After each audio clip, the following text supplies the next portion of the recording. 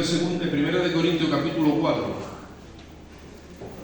Y aunque tengo una línea de pensamiento que viene basada en que busquemos el reino y su justicia, ¿vale? Yo voy a intentar en esta mañana ser explícito, no tanto en cuanto a eso, sino en cuanto a lo que es la administración de la palabra, pero quiero dar también a conocer, si Dios me lo permite,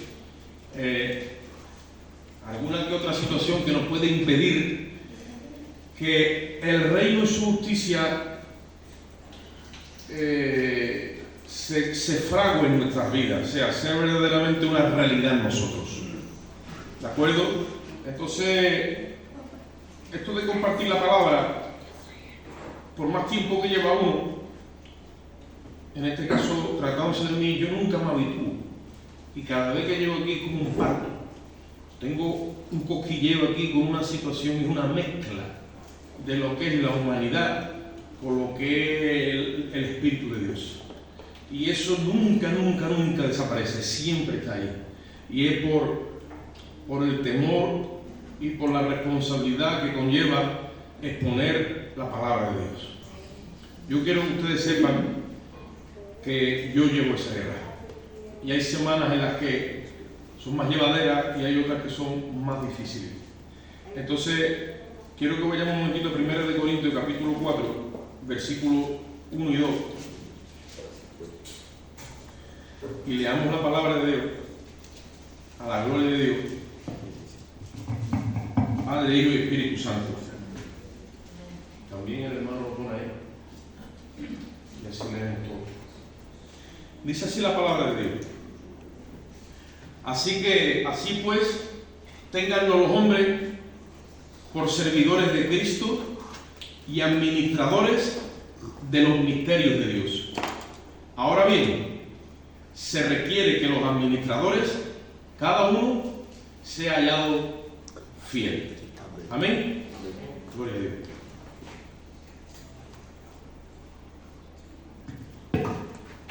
Gloria a Dios. Dice este es el apóstol Pablo hablando y dice: téngannos los hombres por servidores de Cristo y administradores de los misterios de Dios. Ahora bien, hace una salvedad y es un requerimiento que hay. Se requiere que los administradores sean hallados fieles, dice la palabra. Porque cuando estamos hablando de administrar lo de Dios, no es cualquier cosa. Tú te puedes equivocar en lo tuyo y tiene cierta relevancia. Ahora, si te equivocas en las cosas de Dios, la relevancia es mayor y el peso que trae es mayor y la situación es mucho más grave. Entonces, como aquellos que hemos sido llamados al ministerio, y en el nuevo pacto los llamados al ministerio no son los que se suben en un púlpito, como en este caso estoy haciendo yo, sino que somos todos nosotros como ungidos de Dios, para que lo sepáis, porque somos una nación de reyes y sacerdotes, llamados a anunciarle a este mundo las virtudes que nos llamó, de aquel que nos llamó de la luz a las tinieblas, y somos un linaje de sacerdotes, donde esos ungidos especiales ya no están, porque Dios se quiere glorificar en medio de su pueblo y de su cuerpo. Sí que es verdad que en medio de todo eso tenemos que coger conciencia que lo de Dios no es cualquier cosa. Si yo te preguntara a ti esta mañana, hermano, ¿qué es lo de Dios? Podrían venir múltiples respuestas a tu mente.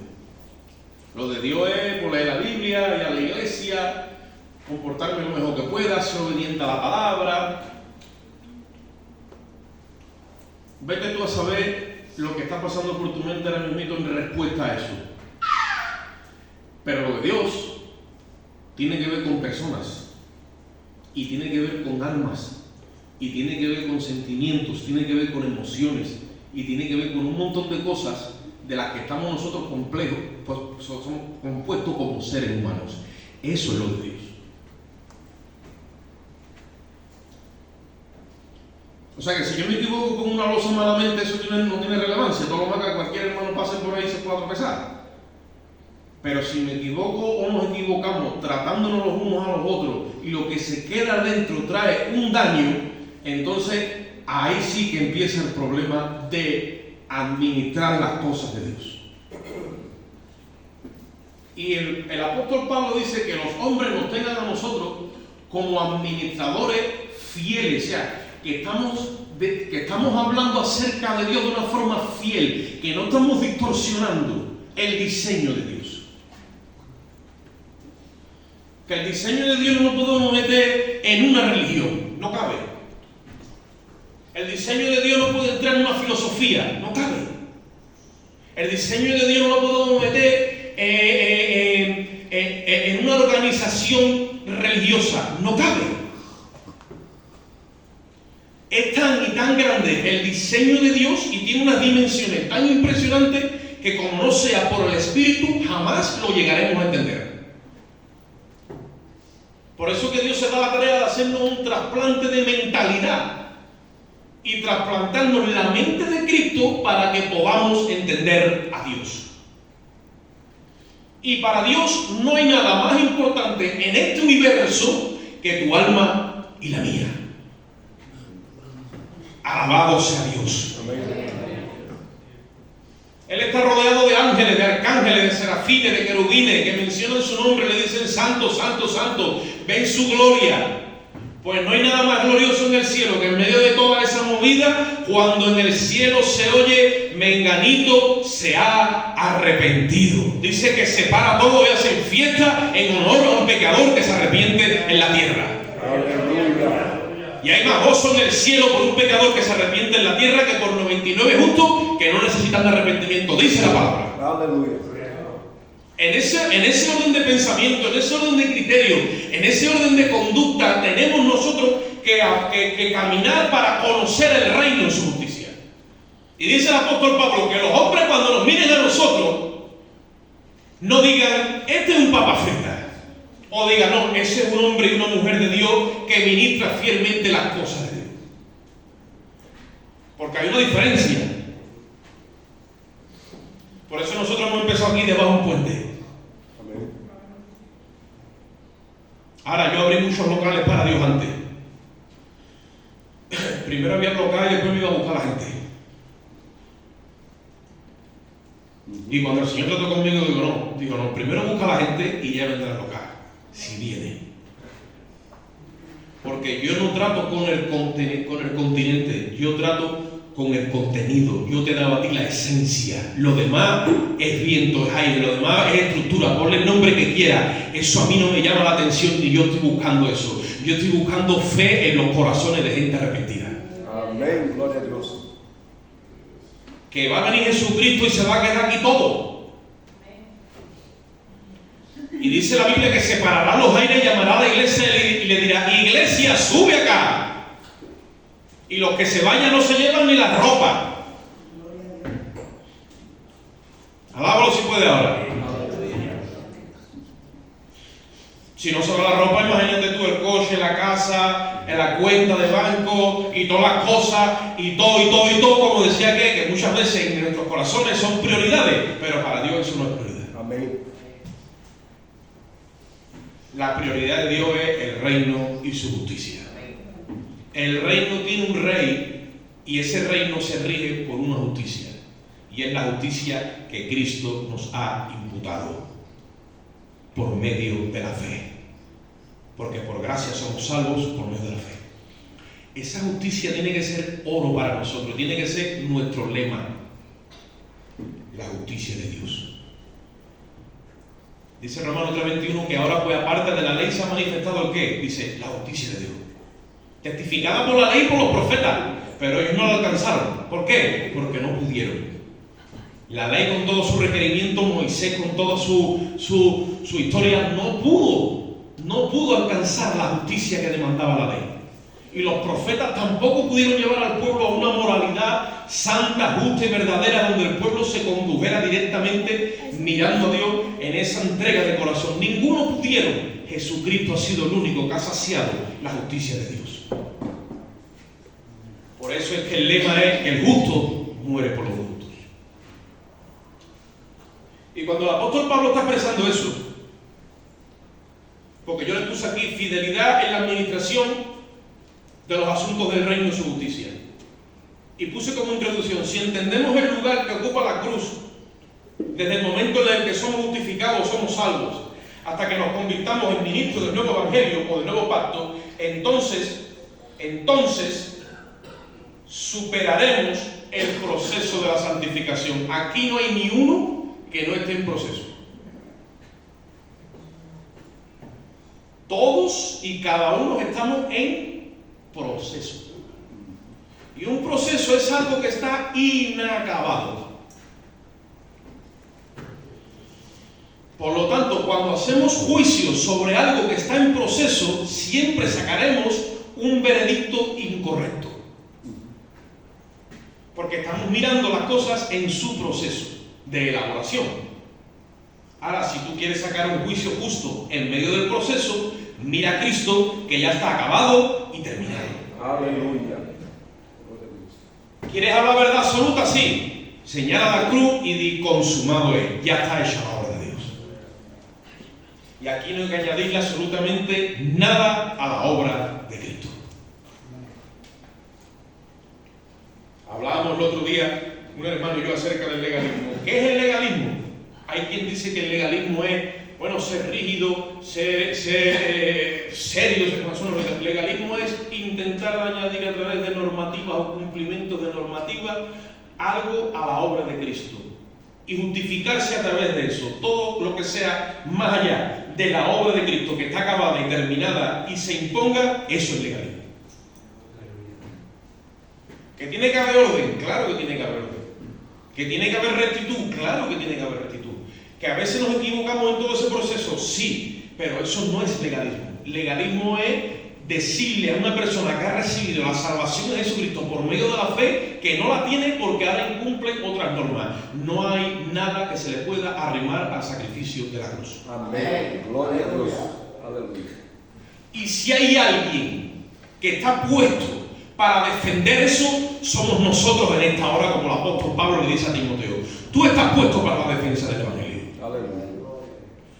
Y te lo acabo de decir así por entero. Tú estás puesto para la defensa del evangelio. Amén. Pues yo creía que estaba puesto para hacer muchas cosas. Bueno, pues te voy a rectificar. Tú estás puesto para defender el evangelio de Jesucristo. Aleluya. Y para levantarte en contra de los enemigos de la cruz. Amén. Porque todo aquel que no se conforma a la cruz, el apóstol Pablo dice que es enemigo de la cruz. Amén. Que le quiere añadir sacrificios en la carne de los hermanos. Todo eso es levadura y legalismo. Aleluya.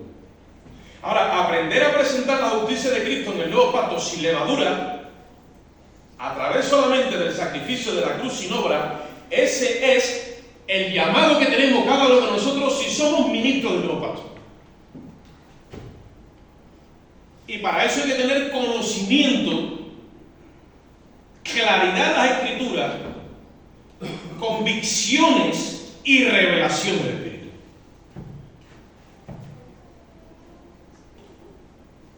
No pudiera yo hablar así como hablo si no fuera porque el Señor me ha puesto esto bien claro en mi corazón. Imposible. Pero esa capacidad de convicción y de persuasión no viene del hombre, viene del Espíritu de Dios que te certifica que esto es la verdad. Y de ahí no nos podemos mover, porque el Espíritu Santo no va a respaldar otras cosas, pero la verdad sí la va a respaldar, porque la verdad se llama Jesucristo. Y es lo que tu corazón tiene que tener sellado a fuego. En el proceso de la santificación, el Espíritu de Dios va haciendo morir las diferentes áreas de nuestro alma. Y ahí es donde yo quiero hoy que nosotros nos detengamos. El viernes pasado, el anterior, tuvimos un culto, tuvimos una vigilia, que le llamamos vigilia, lo que tuvimos fue un estudio bíblico. Pero como andamos por la lucha de a ver cómo lo haríamos, entonces dijimos, vamos a tener una vigilia, y la adelantamos en el tiempo, la pusimos a las 9:30, y lo que tuvimos fue un estudio bíblico. Entonces, gracias a Dios por los hermanos que vinieron, porque los que vinieron de corazón y se gozaron. Y eso es lo que yo quiero. Amén. Y se lo pido al Señor con todo mi corazón. El que no quiera estar aquí por cualquier motivo, no se sienta usted obligado a venir, hermano. Si es culto de domingo y no quieres estar aquí, tranquilo, no pasa nada. Si Dios respeta tu libre albedrío, ¿quién soy yo para quitártelo? O la iglesia. Dios quiere a gente libre. Ahora, el que quiera estar aquí, que esté de corazón. Porque cuando la iglesia va a una de corazón, nos gozamos. Aleluya. El sentimiento de imposición no viene de Dios, viene del enemigo. Él es el que impone las cosas. ¿Tú sabes lo duro que es hacer las cosas por imposición? Sin entenderlas o sin acabar de recibirlas por amor. Es verdad que el sometimiento, es verdad que la obediencia, pero Dios no quiere eso. Por eso es que dice el apóstol Pablo tantas veces: yo quiero que ustedes entendáis, para que sea Cristo revelado por la fe a vuestros corazones, para que... Y todo el tiempo Él está pidiendo a Dios que nos diera espíritu de sabiduría y de revelación en el conocimiento de Dios. Si tú no tienes revelación en las cosas de Dios, a ti no te atrae nada. El Espíritu de Dios es experto en establecer esa química donde te atrae con cuerdas de amor, para que a ti te empiece a despertar un sentimiento en el paladar del Espíritu donde sea agradable el conocimiento. Hay quien dice: no, el conocimiento envanece, el conocimiento es letra, vale, te respeto, sigue por ahí, pero a otros el conocimiento le es dulce al paladar y lo embriaga y lo enamora. Y cuando el Señor te agarra esa parte íntima del conocimiento y se te empieza a revelar, se crea una relación de amor entre tú y el Espíritu Santo de Dios. Eso es único y es lo más grande que existe en la tierra, un ser humano que se comunica con un Dios viviente a través del amor. Lo más grande, no hay cosa más grande en esta tierra. Yo le digo muchas veces: el Señor me ha dado una señora, mi esposa, me ha dado 6 hijos, he tenido miles de experiencias, nada como el primer amor con Jesucristo. No lo hay, no hay experiencia igual, es inigualable. El ser humano pecador teniendo contacto con un Dios santo por medio de la persona del Espíritu. Esa labor es la que estamos haciendo aquí. Tenemos hermanos nuevos, gracias a Dios, que se están convirtiendo. Eso es un folio blanco. El pecador nuevo no sabe de nada. Y yo intento de que nadie me le diga nada, déjame, y yo le siembro el nuevo pacto en Jesucristo. Pero los otros que hemos tenido experiencia, que hemos ido para arriba, que hemos ido para abajo, que hemos estado en una iglesia, que nos han enseñado una doctrina, que nos han enseñado otra, que hemos tenido problemas en la vida, que hemos tenido malas experiencias, que hemos ido como en ese tobogán y esa montaña rusa, ahí es donde hay que hacer un trabajo. Porque esa fe se ha quedado enferma y se llena de levadura y hay que filtrarla por la cruz para que se sane. Por eso hay que empezar otra vez a hablar las primeras palabras y los primeros rudimentos acerca del sacrificio de Jesucristo. El proceso de la santificación, el Espíritu Santo de Dios va haciendo morir las áreas de nuestra alma para que a través de esa fe que se mueve por el amor, va reemplazándolo el Espíritu de Dios por el temor.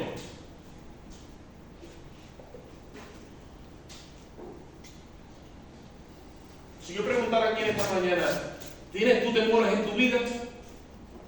Y el que más y el que menos, alguno que otro, tiene sus temores, porque somos humanos. Pues esos temores hacen que te detengas. La Biblia dice que el temor es lazo al hombre. Dios tiene que suplir esos temores por un amor que absorba el temor y seas capaz de lanzarte a hacer la voluntad de Dios sin temor ninguno, convencido plenamente que Él tiene el control de tu vida. Pero tú no vas a llegar a esa posición de la noche a la mañana, es un proceso. No un suceso, estoy diciendo un proceso. Vamos un momentito a Gálatas capítulo 5, versículo 6. El hermano lo va a poner ahí.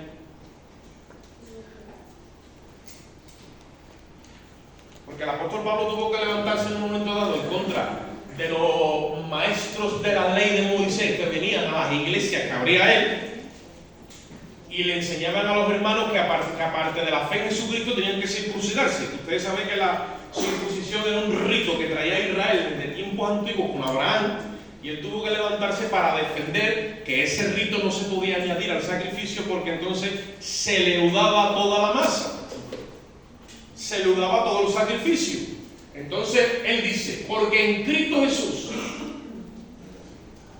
¿Cuántos están aquí en Cristo Jesús? Amén. Gloria a Dios. Es posible que tú estés en la iglesia. Es posible que estés en la congregación. Es posible que estés en las cosas del Señor. Todo eso es posible. Y nuestra mente muchas veces cree que todo es lo mismo y no lo sabe ubicar. Pero todo eso es la parte de estar en Cristo Jesús. Amén. Estar en Cristo es diferente. Estar en Cristo está en el nuevo hombre. Está en la nueva creación. Está en la nueva vida. Está en la plenitud. Está en la victoria. Está en la gloria de Dios. Eso está en Cristo. Y dice el apóstol Pablo, porque en Cristo Jesús ni la circuncisión ni la incircuncisión. ¿Qué dice ahí? Valen algo, no vale nada. ¿Qué es lo que vale entonces? Una fe que obra, que se mueve, que se expresa, que hace inercia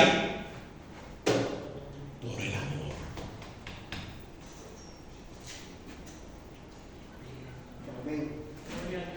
¿A cuántos de nosotros no se nos ha quedado ese primer amor apagado por el camino, entristecido, de alguna forma lo hemos perdido y seguimos al Señor, pero no está encendida la llama del amor?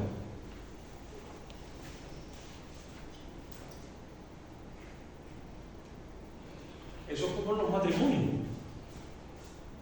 Y lo tengo que coger de referencia porque todo es una reflexión a escala. O sea, la relación de Cristo con su iglesia es una relación a escala entre el esposo y la esposa. Cuando se apaga la llama del amor, de la pasión y de todo eso, entra el matrimonio en una monotonía y en unas cosas que tú dices, ¿y aquí qué ha pasado? Y ha habido un descuido, y ha habido unas situaciones. Y entonces, en esa monotonía es donde pierde sustancia. El odre se rompe y por ahí se va todo aquello que en el principio a ti te atraía y te enamoraba y te tenía ahí. ¿Digo verdad o miento? Yo no sé si alguna vez un hermano o una hermana se ha enamorado.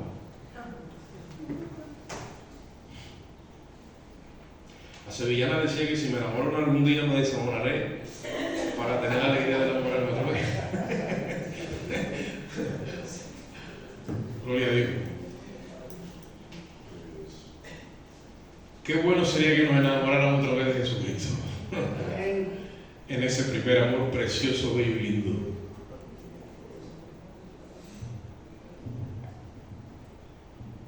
Iba yo ayer con Claudia en el coche y esto lo otro hablando, voy a pagar, y le digo, ve, ya estoy otra vez hablándote del Señor. Y dice, sí, pero es que tú no te tienes que esforzar. Y le digo, que va, es que lo tengo dentro. Y me sale, no tengo que, es verdad. ¿Por qué? Porque está ahí vivo y está ahí.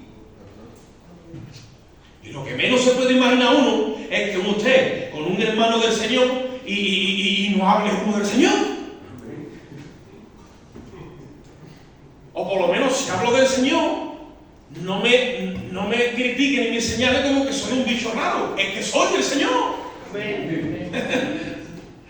Porque estamos llegando a un momento donde los cristianos tenemos un complejo y no podemos hablar del Señor. ¿Pero de qué quiere que hable, mi hermano? Gloria a Dios. ¿Hablamos de Betty?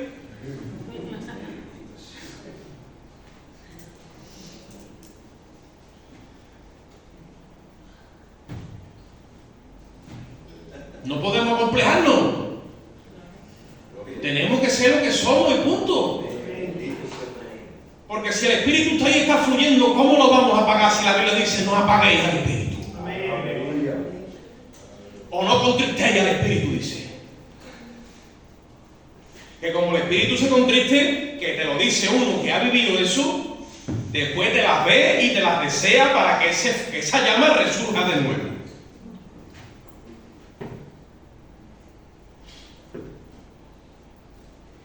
Eso era yo como cuando nosotros ya todavía moto y perdía el C4 por la calle Torneo y no estaba venir otro. Y yo decía, váyatela. Y muchas veces me iba hasta andando. Porque el Espíritu muchas veces está queriendo tratar contigo y tú muchas veces no detectas que es el Espíritu. Que te inquieta a medianoche y te dice 4 cosas y es para que ores. Como en el libro de Cantares, que viene el amado y le dice a la amada: amada mía, paloma mía, ábreme, que estoy aquí por la noche, que me está cayendo el rocío de la noche. Paloma mía y amada mía, ábreme. Y la otra diciendo: ay, que estoy ya en pijama calentita, ¿cómo he de levantarme? ¿Y cómo yo ahora para allá? ¿Y cómo yo para acá? Y el otro: amada mía. Y cuando ella cae en razón y se levanta, dice: ay, que era la voz de mi amado. Ahora dice que sale para afuera, para la puerta, y dice: y ya no estaba mi amado. Y dice que la mirra, el olor que tenía, la fragancia, se había quedado en la manecilla de la puerta, pero no estaba el amado. Gloria a Dios. Y te lo dice uno que ha vivido eso, que tiene el conocimiento de Jesucristo, pero muchas veces el corazón ya no responde a ese primer amor, porque se ha ido por ahí entreteniendo con todas las margaritas que ha visto. Y ahora dice que salió la amada por ahí como una loca buscando por medio de Jerusalén, diciéndole a las doncellas: ¿habéis visto a mi amado? De ahí sale esa famosa alabanza de Doris Machine. ¿Habéis visto al que ama? Preguntando por ahí, decía: bueno, pero ¿qué pasa? ¿Que no hay otro amado como tu amado? O sea, ¿no te puedes conformar como tu amado? Y ella decía: no, solamente mi amado es uno, no hay otro hombre. Es único entre 10.000, dice. A mí me pone tú a 10.000 ahí todos gritando y chillando, y yo, con la relación tan íntima que tengo con él, digo: ese es mi amado. ¿Quién? Digo: ese es mi amado. En medio de tantas voces dice: es único en su especie, ese es mi amado. Gloria a Dios. Ese es el amado de mi alma. No hay nadie que haya amado mi alma como mi amado. Esa relación del Espíritu de Dios la va a devolver a la iglesia. Amén. La obra más impresionante que va a hacer el Espíritu Santo en toda la historia del Espíritu Santo es que va a retornar el amor del amado por la amada y de la amada por el amado. Amén. En medio de la tibieza en la que estamos viviendo. Y para que la fe que obra en nuestros corazones sea por el amor, primero tiene que morir la fe que obra por el temor. Porque todo lo que nace en Adán viene muerto. Hermano, por favor, ponme ahí 1 Corintios capítulo 15 y versículo 22, si no me equivoco. En ti hay buenos sentimientos, en ti hay buena voluntad, en ti hay muy buenas cosas, y en mí también. Pero déjame que te haga una advertencia hoy. Y no te lastimes conmigo. Todas esas buenas cosas que tú tienes en tu corazón, si son nacidas de la carne, carne son, y a Dios no le vale. Aleluya. Gloria a Dios. ¿Está, hermano? 15, 22. Ese versículo que dice que en Adán todos mueren, pero que en Cristo todos son vivificados. Y cuando dice que en Adán todos mueren, está refiriéndose a aquel famoso pasaje que Jesús le cita a Nicodemo cuando está hablando con él en esa noche que viene a buscarlo, y Jesús le dice a Nicodemo: Nicodemo, lo que nace de la carne, carne es. Nicodemo no entiende la conversación porque le está dando una frecuencia espiritual. Nicodemo está en la carne, evidentemente, y dice: pero ¿cómo yo voy a ser nuevo? Otra vez entrar en el vientre de madre. Bueno, ya hemos hablado muchas veces de esto. No se trata de eso, sino que tus mejores deseos, tus mejores capacidades, tus mejores proyectos, tu estado más óptimo, todo lo que tú quieras y más, a Dios no le vale. Y yo lamento decirte esto en esta mañana, porque eso hiere muchas veces la sensibilidad del alma de alguno que lo oye, pero en Cristo tienen que ser hechas todas las cosas nuevas. Amén. Dijo el profeta Isaías en el capítulo 64, versículo 6: vuestras mejores justicias, les dice al pueblo, son como trapo de menstruación delante de Dios. El pueblo venía y ofrecía, el pueblo venía y traía sacrificio, el pueblo celebraba un montón de fiestas, hasta que el profeta le dice: mira, voy a hablar de parte de Dios. Y le dice: estoy de vuestros cultos solemnes, de vuestras fiestas, a que hable.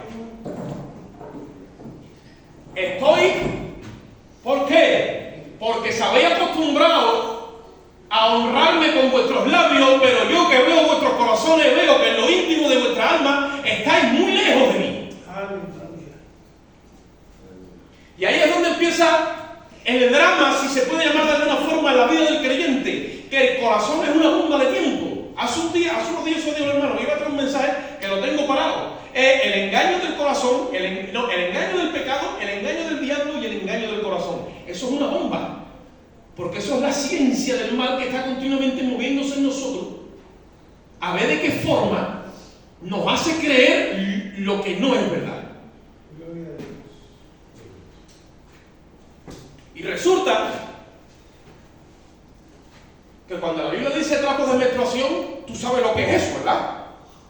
Pues es como si nosotros nos acercáramos a Dios con nuestras mejores intenciones, con nuestros mejores deseos, con todo lo mejor que tenemos, y llegamos a soltar, simbolizando que esto es soltar, ¿vale? Que esto sería puro, inmaculado, pulcro, ¿vale? Y le tiramos allí, en vez de algo que a él le huela bien y que lo agrade, le tiramos eso.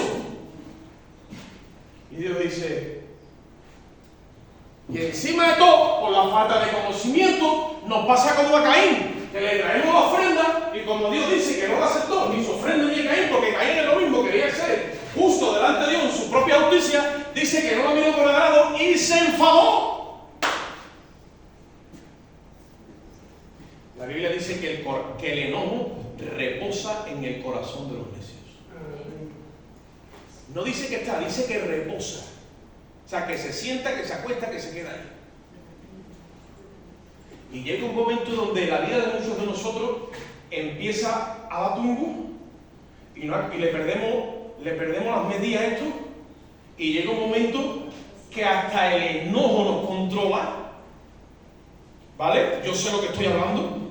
Y cuando el enojo embriaga la vida de un hermano, yo no estoy hablando de aquí a nadie que no conozca la palabra, yo aquí no venía a hablar al mundo, venía a hablar a la iglesia. Cuando el enojo toma la vida de un hermano, en ese momento las tinieblas de Adán entran tan fuerte que la persona, en ese momento no existe ni Dios ni ninguna autoridad. Él es la justicia. Aleluya. Y entramos en nuestra propia justicia. Y tenemos una autoridad de enfadarnos con quien sea, de insultar, de decir todo lo que nos viene en gana, siendo hijos de Dios. Gloria a Dios. Y después dice uno, ¿por qué el Espíritu de Dios no me visita?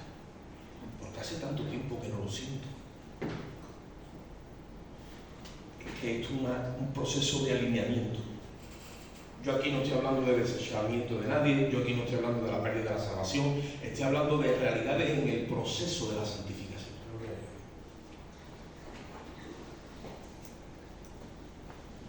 Todo lo que nace en Adán, nace muerto.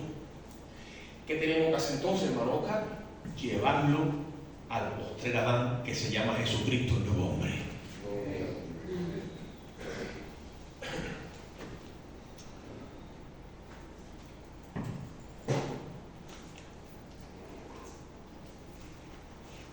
Romanos 8:13 dice que si vivimos conforme a la carne, que es lo que estoy hablando, porque yo tengo el Espíritu, y tú también, tú estás sellado, pero estás viviendo conforme a la carne, que es esta cosa que estoy hablando. O dice, Romanos 8:13 dice que si vivimos conforme a la carne, dice, moriremos. Y tú dices, bueno, pero yo no he muerto. No es que tú ya has muerto, pero tienes sensación de muerte en tu corazón y de derrota. Ahora dice, si cogemos por el Espíritu y hacemos morir en nosotros las obras de la carne, que dice, viviremos. Y ahí es donde cambia el sentimiento, porque no solamente tienes el Espíritu, sino que andas en una vida de victoria, de triunfo y de plenitud. Esa es la vida del creyente que tiene una relación con su amado de amor.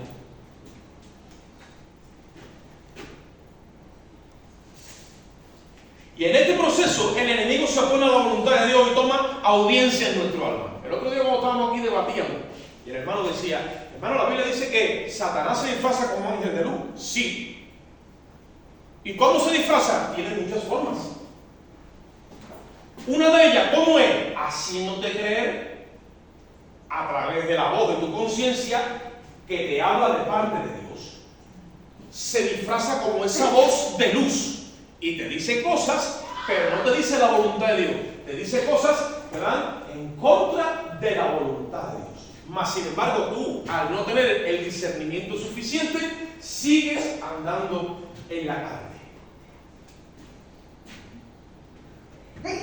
¿Cuántos de nosotros en un debate no queremos llevar la razón? ¿A cuántos de nosotros cuando estamos procesando las cosas, la lógica es la que te dice esto es así? Y nadie quiere perder un debate. Eso de que no, yo pierdo, no, esa es su humildad, vamos a dejarlo por ahí. Nadie quiere perder un debate. Y nadie quiere dejar de llevar la razón o está fuera de la lógica. Ahora, la fe es superior a la razón y a la lógica. Aunque no las anula, la fe es superior a la razón. Y cuando eso sucede, entonces en este proceso, el enemigo, que es muy astuto, digamos, se opone a la voluntad de Dios, tomando audiencia en nuestro alma, y entonces, ¿qué es lo que hace? Empieza a exponer argumentos, oye esto, exponiendo razonamientos y presentando una propia versión de lo que es el reino y su justicia. Y no viene de Dios. Eso se le llamaba antiguamente hacerte el tocamocho. Te hace el cruzadito y ni te enterado. Y cuando te das cuenta, tú vas. Hay un detector que no falla. Y yo te lo voy a decir hoy, que yo creo que tú lo debes saber, pero a lo mejor no. Cuando tú no tengas paz en tu corazón, tienes que empezar a preguntarle al Espíritu, ¿qué pasa con mi vida delante de Dios? Isaías 32:17 dice que el efecto de la justicia, todo el tiempo que tú te mantengas en la cruz muerto, el efecto es paz. Y dice, y la labor, reposo y seguridad para siempre. En el momento que tú no tengas paz, hay algo que el Espíritu Santo es como un detector, te está diciendo, tienes que pararte y empezar a hablar conmigo, porque no estás siendo guiado por mí. Gloria a Dios. Sí, porque hay veces que todo el conocimiento no lo tenemos, ni tenemos la capacidad de juzgar, ni de valorar, ni tenemos esa capacidad de análisis, porque para eso hay que tener un crecimiento en la fe, ¿vale? Pero el detectar la paz, cualquiera la detecta. Y cuando se te va la paz, ahí está pasando algo que tú tienes que tratar con el Espíritu Santo de Dios. Y muchas veces se nos tenemos en el corazón con falta de perdón, con raíz de amargura, con resentimiento. Hay incluso muchas veces celo, hay odio, hay envidia, hay un montón de cosas que están ahí camufladas y no las vemos y ni siquiera sabemos que están y están ahí. Eso hace interferencia entre tú y Dios. Y en este proceso de esos razonamientos y esa propia versión del reino y su justicia, ¿qué es lo que pasa? Que se elude la cruz como la puerta para traer nuestros problemas a Dios, para llevar nuestras cosas al sepulcro, y entonces es un procedimiento como el enemigo. Yo no sé si ustedes han escuchado este versículo. Si yo digo aquí, el diablo vino y ¿a qué dice? ¿A matar?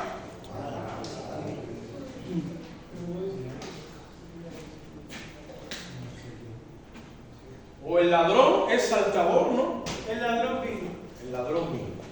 Pero no el enemigo ni el diablo vino, dice el ladrón. Que nosotros nos aprendemos los versículos de carretilla y dentro de una estructura, y después cuando vamos a decir, bueno, párate, voy a buscar donde dice esto en el contexto. Nunca dice el diablo, porque no está hablando del diablo. Aunque lo hace. Pero no está hablando de él. Y eso lo dijo Jesús en el capítulo 10 de Juan, cuando hablaba del asalariado, y cuando hablaba del lobo, y cuando hablaba de un montón de personas que están a lo mejor rodeando o en nuestras vidas, pero no hablo del diablo. ¿Y qué es lo que sucede? Que hay un montón de situaciones donde nosotros empezamos a argumentar unas cosas en nuestras vidas que empiezan a oponerse al proyecto de Dios y ni siquiera nos hemos dado cuenta.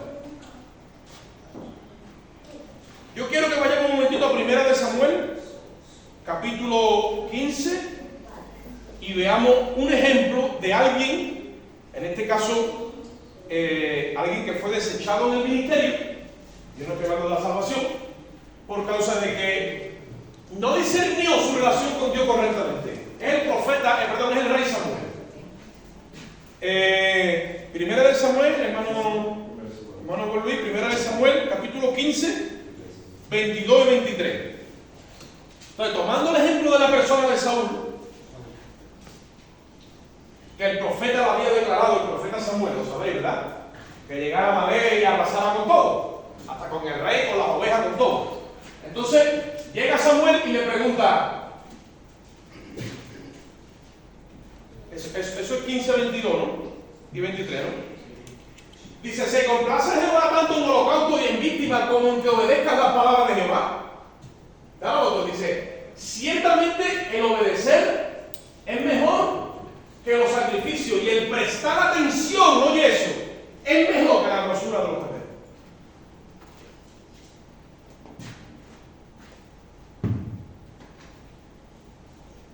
¿Cuántas veces yo estoy tratando con un niño y digo, escúchame, ¿qué estoy hablando? Yo, escúchame, atiéndeme. Aquí le entro por el teléfono. Ahora después querrá hacer muchas cosas para impresionarme. Pero un padre y una madre que no me quiere escuchar. Pues el prestar atención es mejor que muchas cosas. Y no difícil hoy prestar atención. Porque si hay algo es que estamos rodeados para la distracción, que es todo lo contrario de la atención.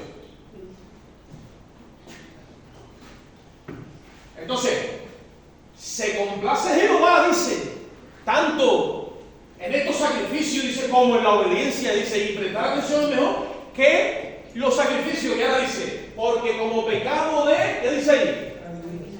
¿Es la qué? Pero ¿por qué Dios está hablando de este hombre de rebelión? Y después dice, y como ídolos e idolatría, ¿es qué? La obstinación. Este mensaje hoy es serio, hermano. No vengo yo ¿vale? Y he peleado hasta la saciedad. La obstinación llega un momento que Dios la ve como idolatría en nuestros corazones. Yo sé que los que son obstinados hoy no han venido.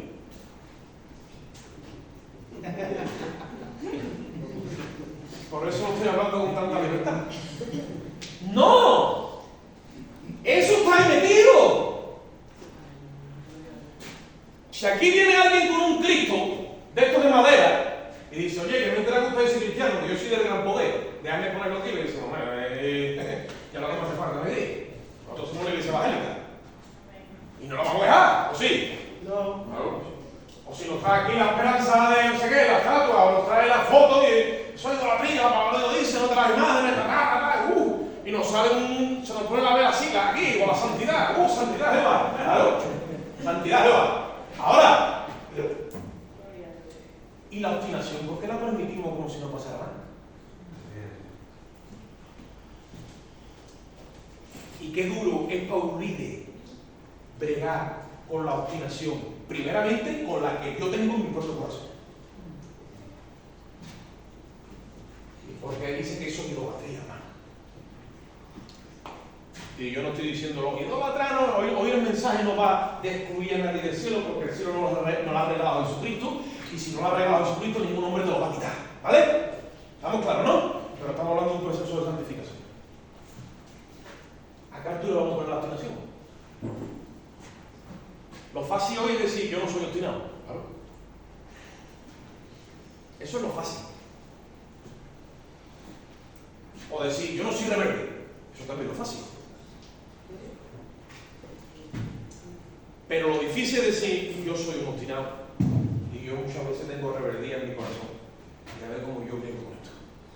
Gloria a Dios.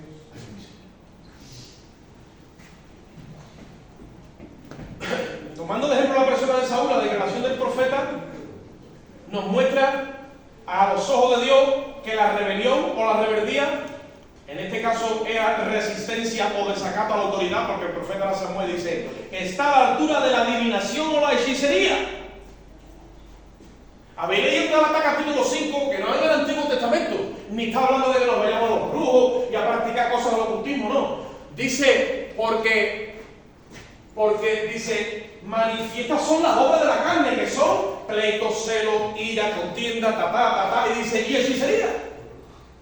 Y no te estoy diciendo que tú no vas a los brujos, estoy diciendo que nosotros humanamente tenemos una parte caída de nuestra carne que está la hechicería ahí. ¿Y qué es la hechicería, hermano? Es esa parte nuestra caída, ¿vale? Es esa parte nuestra caída que es humana, donde cuando eso sale como un mecanismo de defensa que lo traemos muchos de nosotros desde niños, empezamos entonces a meternos en este lío. Y normalmente cuando esto se produce es cuando nosotros perdemos dominio, eso se llama control de lo que te rodea. Y empezamos a entrar en un formato de ¿qué? De manipulación y de intimidación. Eso está en todos nosotros. Yo he perdido muchas veces el control de las cosas y me ha salido el orgullo humano machista y he empezado a intimidar. Y lo digo por vergüenza mía, para no hablar aquí de la vida de nadie, porque yo no tengo que hablar de la vida de nadie. Y eso me comía por dentro. Porque perdía dominio. Porque yo no tenía control. Y sabía eso de mí afuera. Me constituía en un idólatra y en un rebelde a los ojos de Dios. Y Dios callado. Cuando me cogió en la esquina, cuando me dijo, esto está aquí. Porque no es en el momento de, no, tranquilo. Deja que se te pase la borrachera y cuando esté fresco te hablo. Allí me lo digo. Entonces, ¿qué es lo que sucede? Que cuando estas cosas están en nosotros, la obstinación, que está a la altura de la idolatría, y la rebelión, que está a la altura de lo que hemos hablado ahora, empezamos a entrar en las tinieblas de Adán. Y todo lo que procede de Adán tiene que morir. No me estoy refiriendo a la brujería abiertamente en una frecuencia donde tenemos que tenemos pacto con el diablo, cosas de esas, no. Estamos hablando de las tinieblas que traemos de Adán. Todo lo de Adán tiene que morir. Jesucristo dijo, y esta es la condenación, que la luz vino al mundo y los hombres amaron más las tinieblas que la luz. No se está hablando de que amaban a los brujos, no, es las tinieblas que hay en nuestro propio corazón. Cuando el hombre se ensoberbece en su propia opinión, el hombre se cree que es Dios. El hombre es un idólatra de sí mismo, por eso es que Dios ve como que tiene un ídolo ahí. Idolatramos nuestros pensamientos, nuestros razonamientos, nuestra forma de entender, nuestra propia opinión, nos ponemos sobre todo y sobre todos. Y eso es un ídolo y no hay quien no lo quite.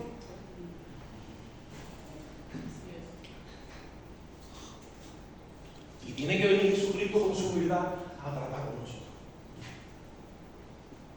Porque Jesucristo no te enfrenta así. Él te gana en amor para que tú le entregues eso.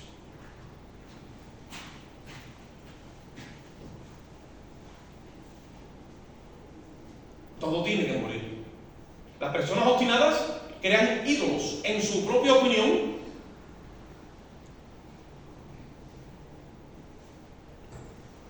Y llega un momento que nos toleramos esa idolatría los unos a los otros.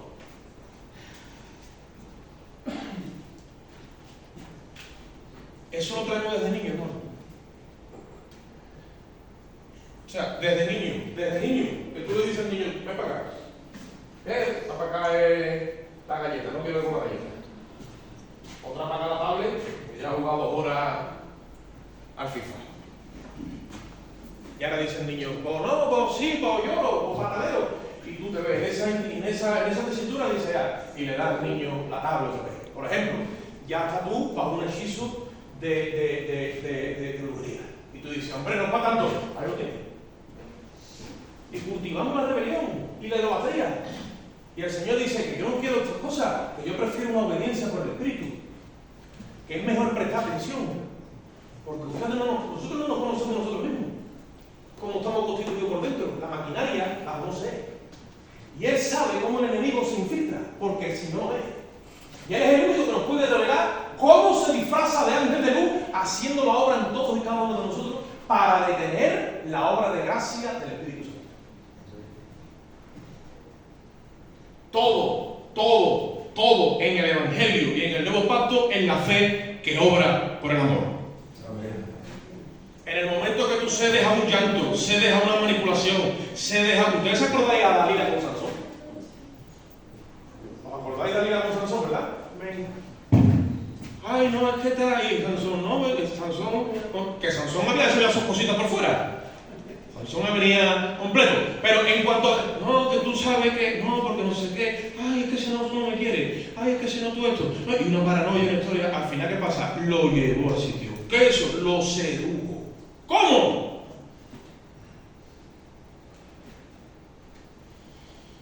Eso se revela en hombres, en mujeres, en jóvenes, en niños, en ancianos y en todo el mundo.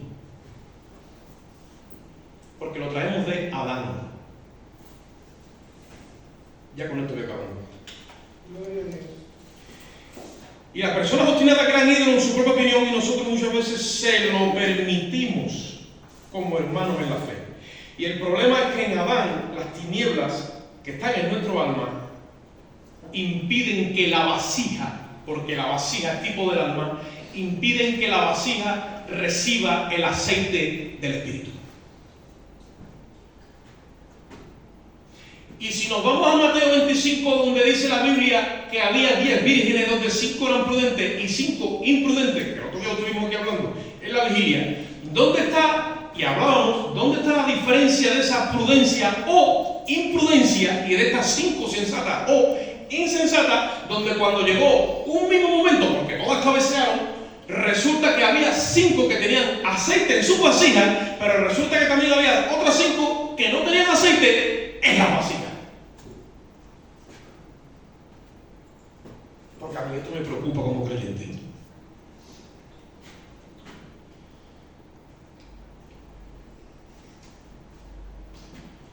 Los razonamientos, los argumentos, los criterios y todo lo que tenemos que nos viene de la carne es una tiniebla que no deja que la vasija se rompa. La vasija Jehová la tiene que romper. Porque la vasija contiene el Espíritu. El alma contiene dentro el Espíritu. Hasta que no pasa como pasó cuando Jesús se reunió con los discípulos y vino María, la hermana de Lázaro, y quebró aquel bote de alabastro para que toda la casa se llenara de perfume, hasta que no haya ese rompimiento. Aunque nos cueste lo que nos cueste, ella dice que le costó el sueldo de un año. Hasta que no haya ese rompimiento, no empieza a haber esa fragancia en nosotros, que es la del Espíritu, porque ese rompimiento hace que tú y yo se quede crucificado con sus pasiones, con sus deseos, con su razonamiento, con sus argumentos, con su idolatría, con su obstinación y con su rebeldía. Es lo único que nos deja crucificados en la cruz. Si no, échate toda la colonia que quieras. Si yo lo hago muchas veces. En el plano físico. Por más que me intento de tangar, ¿verdad? Lo que hay es lo que hay. Ese olor, dice el apóstol Pablo, ustedes, si sois ese ministro con el pacto, que cuando ustedes se paren en los sitios, la gente sepa discernir que tenéis el olor del conocimiento de Cristo. Que cuando tú te pares y tú hables y la gente te oiga, sea para ellos como en su intelecto o en su corazón un olor grato que diga, este sabe lo que está hablando y conoce a Dios. Y se relaciona con Él, porque lo que está hablando es un conocimiento que a mí me huele bien. Y la iglesia tiene que coger esa capacidad para crecer en la fe, para que cuando Cristo venga a buscarla, no se encuentre una niña, sino que se encuentre una mujer. Por eso que el Señor no puede todavía venir a buscar a la iglesia. La iglesia se va a quedar carácter de niña. Y le dice el apóstol Pablo a los hebreos, bueno, Pablo, el que escribe el hebreo, debiéndose maestro, todavía soy niño, y os quise dar de comer vianda, y no pudiste, y todavía dice, ni todavía puedo. Os tengo que dar, ¿qué? Leche. El otro día yo le decía a una persona, pero te voy a tener que preparar un bibi. Me digo, vale, pero échale cereal de galletas. Digo, bueno, amén, gloria a Dios. Por lo menos tiene ese deseo de... Pero vamos a hablar cosas sólidas, sí. Entonces vamos a comportarnos como creyentes. Vamos a comportarnos como creyentes. A mí me ha cogido un pastor sin ninguna misericordia y me ha dicho la verdad, sin, vamos, en seco, y me ha hecho llorar como un niño chico. Yo no voy a hacer nunca eso y espero, y si lo hago Dios me perdone, yo no tengo esa línea ni quiero, porque he aprendido lo bueno y lo malo mirando a los líderes que se me han puesto. Yo siempre digo, una verdad dicha en la carne hace más daño que una mentira. Una verdad dicha en la carne malamente, enojado, enfadado, eso hace más daño que una mentira. Jesucristo no hace eso. Eso lo hacemos nosotros los hombres que somos malos. Ahora, a mí me han cogido con 30 y tantos años, padre de familia, con mi mujer y mis hijos, y me han hecho llorar como un niño chico. Sin ninguna misericordia. Y no una vez más, un montón. Pero iba la palabra y decía, Jesucristo fue experimentado en quebranto, varón de dolores.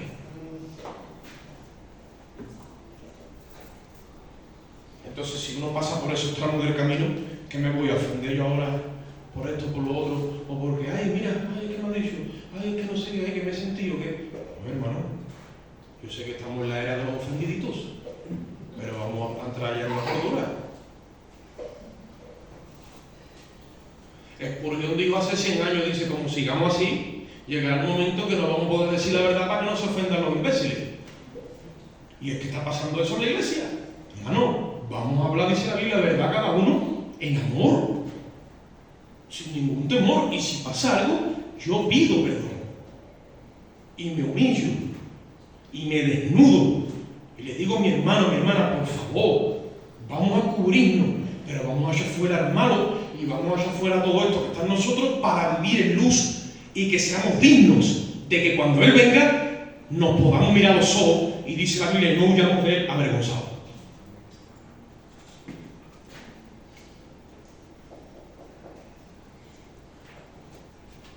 Vamos creando dentro de nosotros una fortaleza que nos llenan de argumentos, de criterios, de ideología, de filosofía, de psicología, de emocionalismo, de cosas que están en los sentimientos, las emociones, la misma cultura, y al final, podemos ser desechados de un ministerio que Él nos tiene reservado en Jesucristo. No estoy hablando de salvación, estoy hablando de ministerio.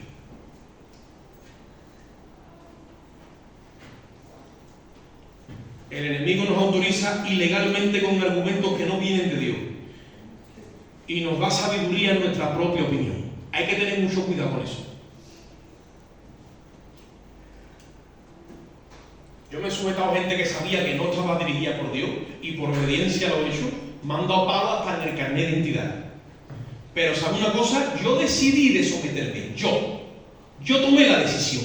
Y el poder que tiene una decisión es muy fuerte cuando tú lo sujetas a la razón. Y dice la Biblia, todas las cosas ayudan a bien a aquellos que aman a Dios y han sido llamados conforme a su propósito. Nosotros no perdemos cuando decidimos de someternos por amor a Dios. Siempre ganaremos. Ahora, en ese proceso, ¿sabes tú quién pierde? Tu ego, tu orgullo, tu yo, que el único camino que Dios le deja es la cruz y no quiere ir a la cruz. Hubo uno que dijo, con Cristo estoy juntamente crucificado. Y ya no vivo, sino que vive. Pregunta, ¿quién vivía en Pablo? Respuesta correcta. Pregunto otra vez, ¿dónde estaba Pablo? Respuesta correcta otra vez.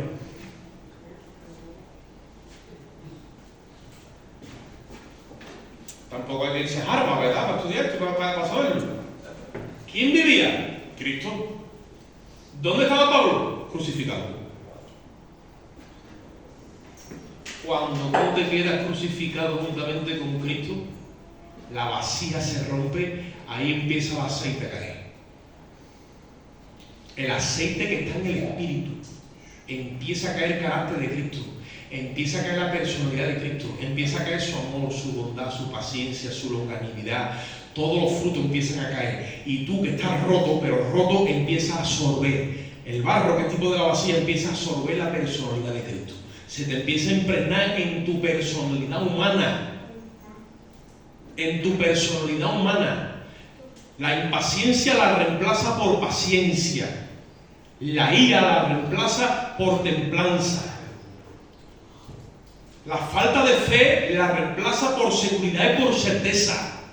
Y viene a sufrir una transición y un procesamiento que ya todo lo que tú eres como hombre ha sido trasplantado a la cruz, y lo que ha sido vaciado sobre ti es la persona de Cristo. Eso es tener aceite en la vasija. Así que bien, y ya no vamos a ir porque el tiempo ha avanzado, pero si vamos a 1 Samuel 15:13, que no lo pongas, te vas a dar cuenta que cuando el profeta confronta a Samuel, le dice: oye, pero no hemos quedado esto, y dice él: ¿y yo en qué desobedecido? Mira la incongruencia y la mentalidad, o sea, para él que está obedeciendo, y dice: ¿y yo en qué desobedecido? Ahí es donde el enemigo se ha metido y te ha engañado. Como tú te veas normal, bien, todo correcto, y resulta que está haciendo precisamente lo que Dios ha dicho que no haga, pero tú ni te lo ves, estás lo más feliz del mundo, ten por seguridad que estas cosas que hemos hablado están dentro de tu corazón. Él le dice tan tranquilo, y dice: yo que desobedecido, tan campante. Ahí tienes entonces la respuesta. No nos podemos mirar nosotros mismos con los ojos de la carne. Tú te tienes que buscar la Escritura. Amén. Y tú dirás: ¿la Escritura por qué? Porque tú ya no existes a los ojos de Dios como ser humano. La Escritura es quien te revela a Cristo. Y tú, para conocerte e identificarte a ti mismo y encontrarte a ti mismo, tienes que venir a la Escritura. Por eso es que esto es un espejo, porque cuando tú miras al que está dentro, en los espejos, todos los espejos que yo conozco, porque antiguamente los espejos eran de latón, de bronce, ahora es el que está bañado con mercurio, que eso es exacto. Con todos los espejos, el que está allí es el mismo que el que está aquí, digo yo. Con todos los espejos, cuando tú te miras este espejo como el que está allí es Cristo, tú empiezas a conocer a Cristo, y resulta que el que está en ti es el mismo que el que está dentro, que es Jesucristo. Amén. Por eso es que la identidad que Dios te ha dado no es esa tiene que quedar crucificada. La tuya está aquí. Porque tú eres igualito a Él. Y la Biblia dice que cuando Él se manifieste, nos manifestaremos también nosotros juntamente con Él. Y somos igualitos a Él. En Cristo no hay tinieblas. Él es pura luz. En Él no hay ni manipulación. En Él no hay deseo de control. En Él no hay intimidación. En Él no hay deseo de dominio. En Él no hay nada de eso.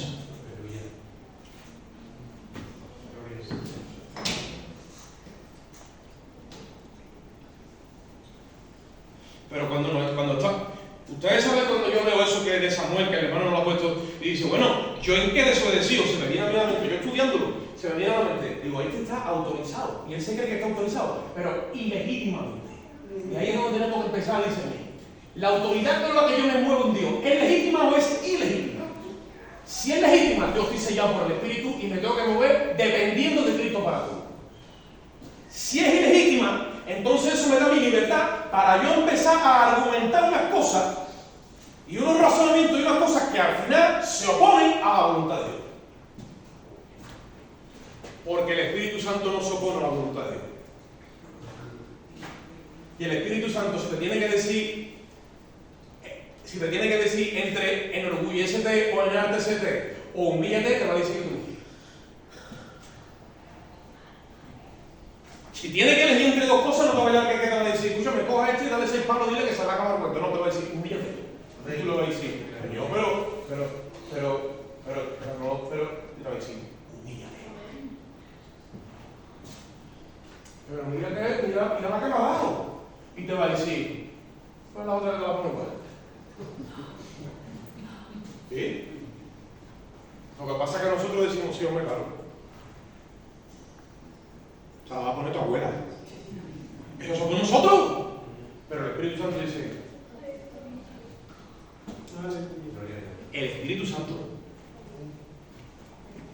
Así que mientras que estas cosas estén en nosotros, estaremos delante de Dios en una autoridad ilegítima. Ahora,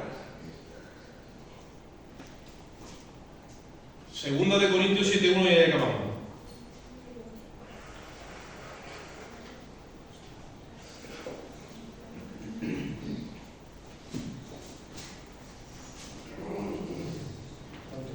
Uno son 5. Hermano, hoy vamos a tomar la Santa Cena. Este mensaje no va dirigido hoy a un mensaje de Santa Cena, ¿vale? Yo no quiero que tú vayas a mezclar los elementos con lo que es el mensaje. El mensaje ha sido predicado con toda mi buena intención para edificación, ¿vale? Pero está claro que aparte del mensaje, que nos lo tenemos que creer, que lo tenemos que vivir, lo tenemos que absorber, ¿vale? Nosotros seguimos siendo aceptados por Dios, no porque estas cosas estén en nosotros, sino porque Jesucristo se ha entregado a nosotros. ¿Vale? Ahora, en ese proceso tenemos que hablar de estas cosas. Pero nosotros íbamos a reafirmarnos en esta fe. Yo puedo decirle al Señor, Señor, este hombre ha dicho muchas cosas hoy que yo creo que algunas de ellas yo tengo. Perdóname, lávame y límpiame, pero que tú sepas que yo, si estoy un día delante de ti, es porque he creído que tu Hijo dio su vida, su sangre y su carne por mí. Esa tiene que ser esta fe. Entonces, a mí me han dicho muchos hermanos, todo el tiempo no va a estar predicando la justificación. ¿Vale? Hoy he predicado de la santificación. He predicado de la santificación. Pasa que la santificación, yo no sé otro, pero el cepillo es ¿sabes, no?